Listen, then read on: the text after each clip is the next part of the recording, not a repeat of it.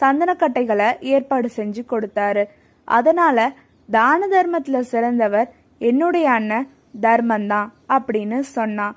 உடனே கிருஷ்ணர் அதுக்கு எந்த ஒரு பதிலும் சொல்லாம சின்னதா ஒரு சிரிப்பு சிரிச்சுட்டு, சரி இப்போ வாங்க நம்ம கர்ணனுடைய அரண்மனைக்கு செல்வோம் அப்படின்னு அங்க கூட்டிட்டு போனாரு. அந்தனர் மாதிரி வேடம் அணிந்திருந்த மூவரும் கர்ணனுடைய அரண்மனைக்கு வந்திருந்தாங்க. கர்ணனும் அந்த மூவரையும் அன்போடு வரவேற்று, உங்களுக்கு நான் என்ன உதவி செய்யணும் அப்படின்னு கேட்டாரு. உடனே அந்தனர் வேடத்துல இருந்த கிருஷ்ணர், நாங்க யாகம் வளர்க்கறதுக்கு எங்களுக்கு சந்தனக்கட்டைகள் தேவைப்படுது அப்படின்னு சொன்னாரு.